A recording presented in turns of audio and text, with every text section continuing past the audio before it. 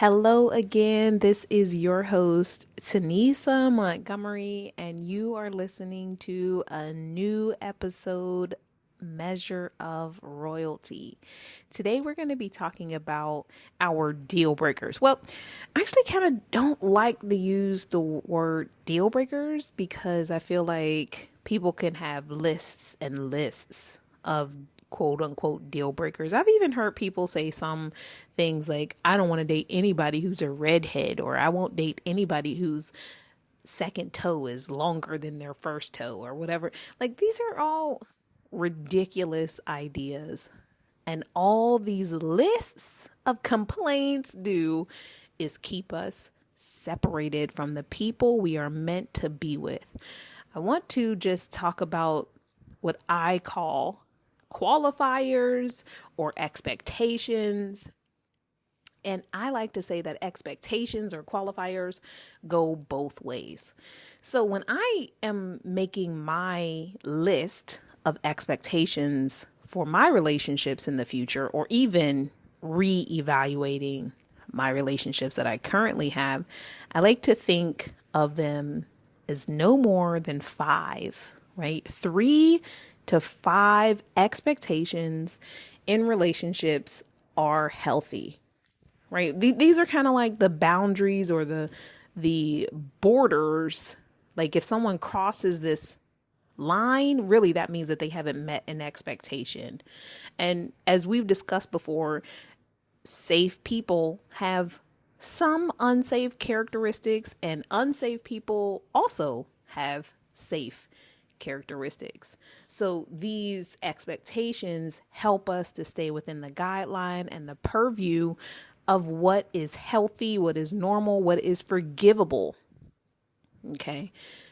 The word says that you will know them by their fruit. So there are different types of fruit. There are poisonous fruits, and there are fruits that you eat for health, so you don't get scurvy. Okay. Eat your oranges. Anyway, when we're talking about knowing someone by their fruit, we're talking about the fruit of their work or the fruit of their heart.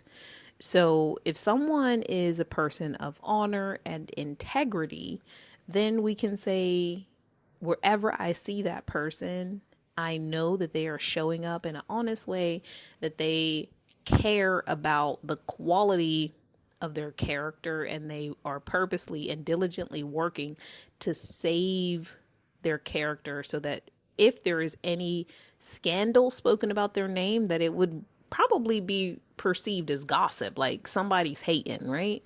So when I think about the fruit of someone, we're talking about their love, their peace, their joy, their kindness, their goodness, right? Do they have self-control? All of these things are valuable. And when we're looking for relationships, we want to find people who exude character traits that we admire and that we want to obtain for ourselves. We don't want to hang around people who are alcoholics or drug addicts, or people who argue in bars, or who get into fights, or who don't know how to hold their peace, or who always have problems. These are not the type of relationships that will endorse positivity or bring good light to us. Like, you ever hang out with someone who is just rude and angry all the time and snapping and bitter, untrustworthy? It creates an anxiety within us when we hang around people that we don't feel like we can trust, or that we don't feel safe with. We don't feel safe in their company. We don't feel like we can leave our purse by them, or we don't feel like we can trust them to show up on time or do what they said they were going to do. They're untrustworthy. So these standards and expectations, these qualifiers, are a way of saying, like, if these relationships are quality, they will have these things. And in life, like at a certain age, life no longer is about a popularity contest. I don't need 20 friends. I don't need a party full of people to hang out with on Saturday. I need 2 or 3 really good quality friends, and I need one man, and that's it. So I don't need to settle for an abundance of relationships. I need my ride or dies. I need those few people that I can trust with my deepest, darkest fears, that I can really be intimate with, that I can have healthy conflict with, and know that it's not going to scare them away because I confronted them about something they said or did that insulted me or offended me or hurt me, really. And so one of the ways that we come up with this list of qualifiers is that we start with integrity. I think integrity is a great place to start with qualifiers because so many things spring out of integrity. Integrity is having good character, good moral values, whether someone is paying attention or not. So this is the person that may be an entrepreneur, and you never have to worry about if their assets are going to be seized because they're cheating on their taxes or tax fraud or tax evasion. This is the person who is going to make you feel like you can trust their word. What they said is true because you've watched them over time and you've seen that when they're uncomfortable, they say that. When they like something, they say it. When they dislike it, they say it. They're not afraid to say, I don't like that. I don't want to go there. I don't feel comfortable with that. So this is not the person that goes along to get along. And we need relationships where people are going to not just have integrity, but challenge us to have integrity by saying, like, you sure you should do that? Or questioning our decision making or our judgment. It makes it a more confidential relationship. It's like they're your confidant because I can say anything to you. I don't feel judged. I don't feel threatened by you, and you don't feel judged or threatened by me. So when we talk, it's kind of like, okay, well, I see where you're coming from. I get you. I understand you. And I respect your opinion. That doesn't mean that I'm going to choose what you want me to choose or go in the direction you want me to go in. But I just think integrity is a quality skill, right? Then I think, what should be next? I think God-fearing is a valuable quality in friendships or relationships, romantic or otherwise, because that is going to always bring you what I like to say is due north to what is good, like just morally sound choices in judgment and reflective of the goodness of God coming from that person. And so if they are walking in their faith, then the fruits of the Spirit should be evident in that person's character. So we're going to see that they are kind. We're going to see that they are prayerful, that they are considerate. We're going to see that they're honest in their actions, honest in their dealings, whether that be in business, in the workplace, with friendships, with family members. All of those things, those are great character attributes that we're going to say someone who is God-fearing, and not just in a sense like where we're just like playing Christian, but like where we are actually active in our faith walk. We're going to be able to see that in this individual. So we have integrity, we have an active Christian walk. We have what I think is like emotional gold, which is emotional intelligence. We don't often hear about emotional intelligence. I think like there have been recently a lot of catchy terms that have been psychological terms, like being gaslit or what's another one? Triggered. What else are people saying? Narcissism. And now that I'm saying them out loud, they're all pretty negative exploits and usually misdiagnosed, if I might add. But anyway, back to the point, emotional intelligence is a valuable skill to have and to find in people that you enter into relationships with. Contrary to intellectual intelligence, emotional intelligence can be gained no matter what age. So, our IQ is kind of like the capacity to learn and understand knowledge.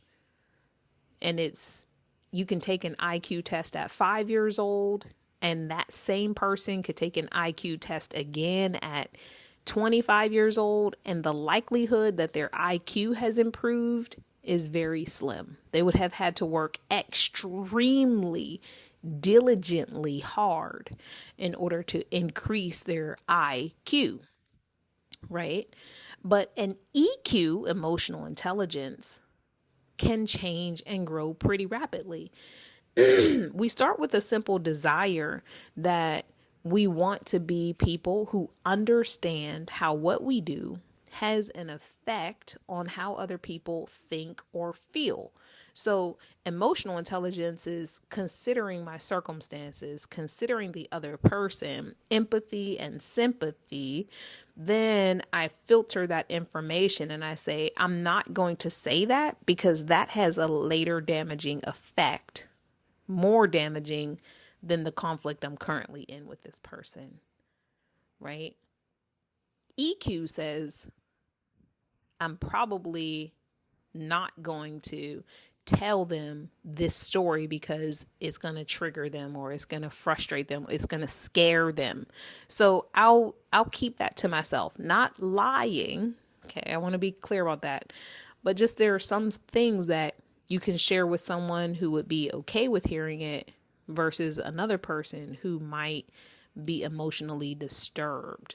And so EQ would say this person would not be the candidate for me to tell this story that I think would be funny, but they don't get dark humor or they don't like dark sarcasm. So for me to use that language with them, that might be frustrating or annoying, or, they just pay better attention. This is a really good attribute to find in a mate. And I say that because the man that has emotional intelligence, the woman that has emotional intelligence considers, okay, so I went out with my friends for the last 2 weekends. My husband probably wants me to stay home with him this weekend, or maybe we'll go out. So when my friend calls and asks, hey, you want to do something this weekend? I already have in my mind, that's probably not what's in the best interest of my marriage or of my current relationship. So emotional intelligence is something that you can learn over time. There's some pretty good books on emotional intelligence. There's some pretty dense books on emotional intelligence. And there's a lot of, a lot of science and data that backs and supports the value of emotional intelligence. So you can, YouTube University, right? You can just go on YouTube and watch some videos on emotional intelligence, increase my emotional intelligence, or something of the sort. Now, I don't want to give you every single option for your 3, no more than 5 standards. So you have 3 to 5 standards.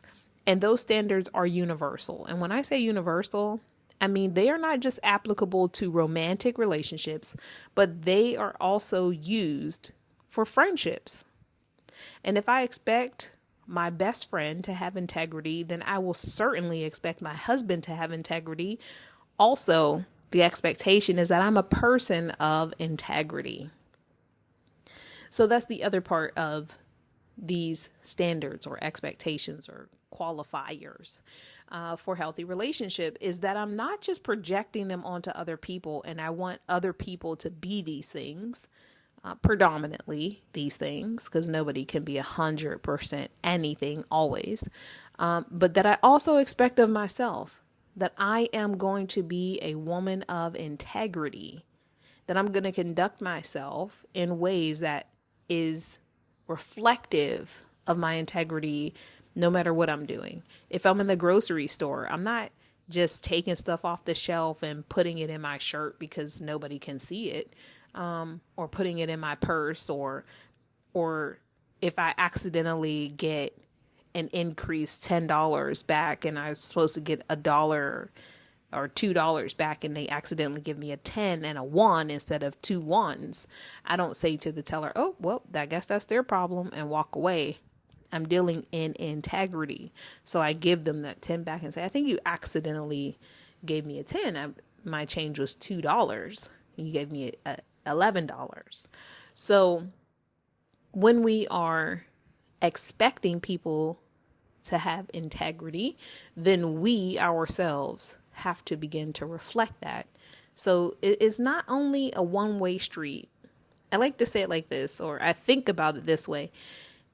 If I was able to get God-fearing women of integrity and emotional intelligence, and I didn't have those things, could I keep those people around me?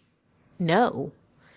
No, I could not. We can't keep people around us when we are lacking the very things that we expect of them.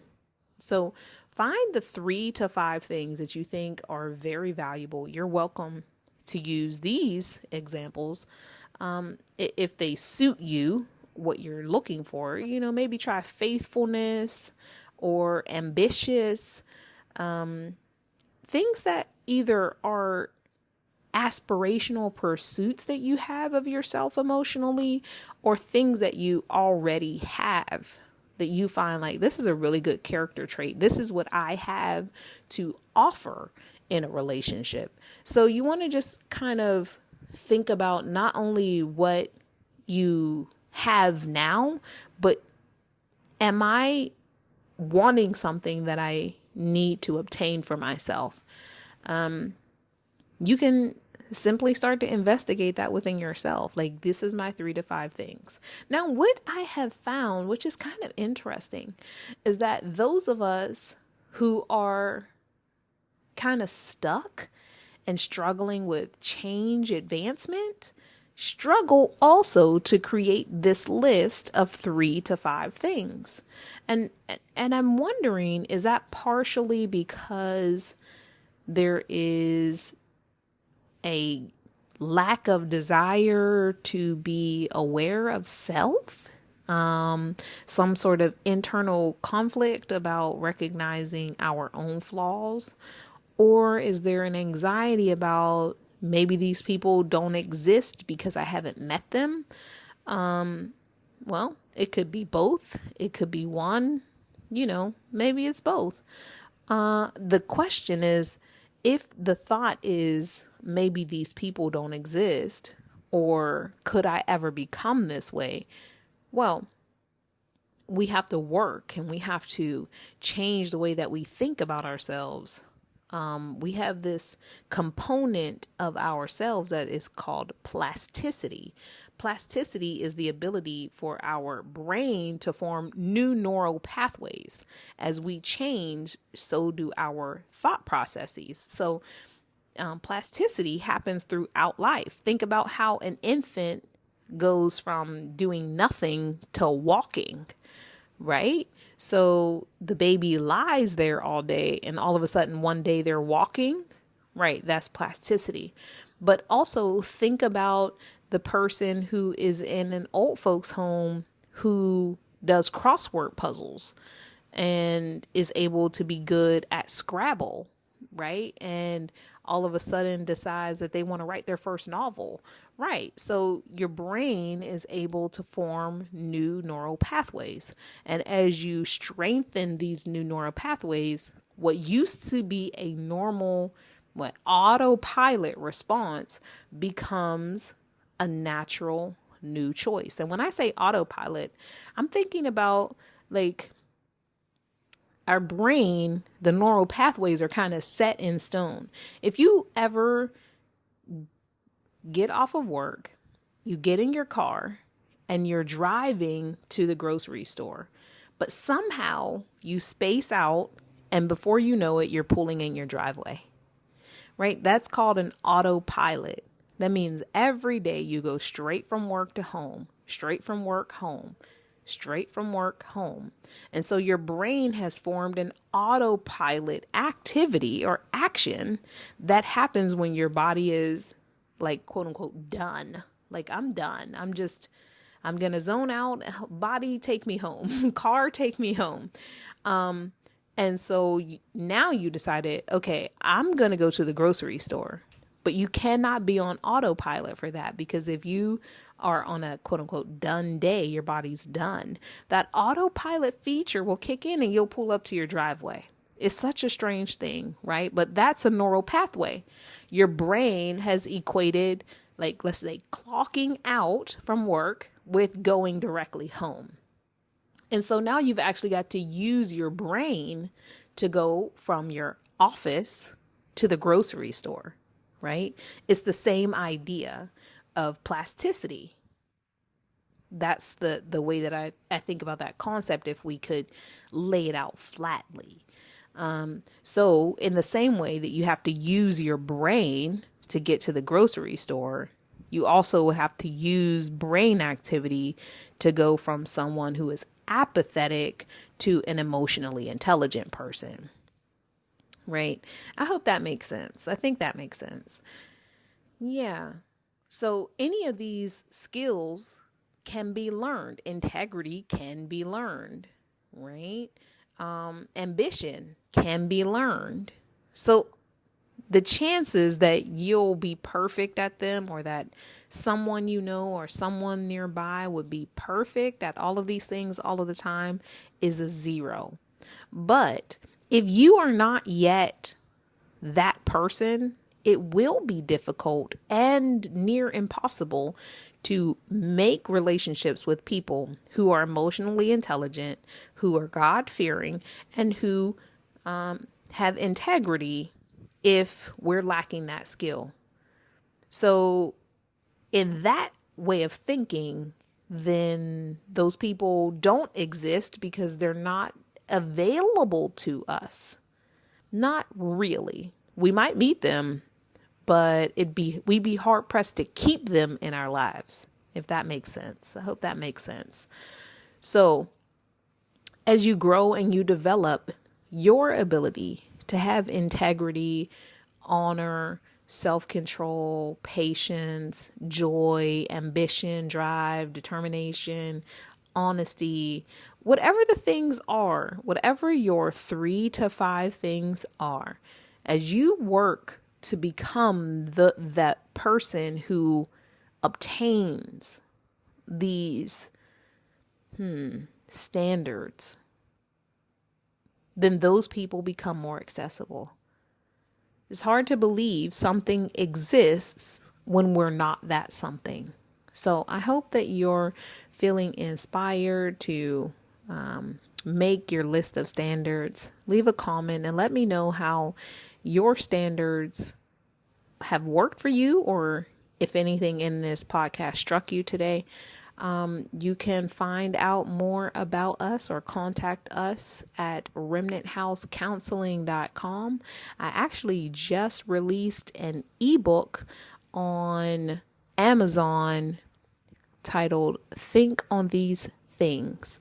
So if you're interested in that ebook, go ahead and find that on Amazon. It's by me, Tanisa Montgomery, and I will talk to you again next week. Bye.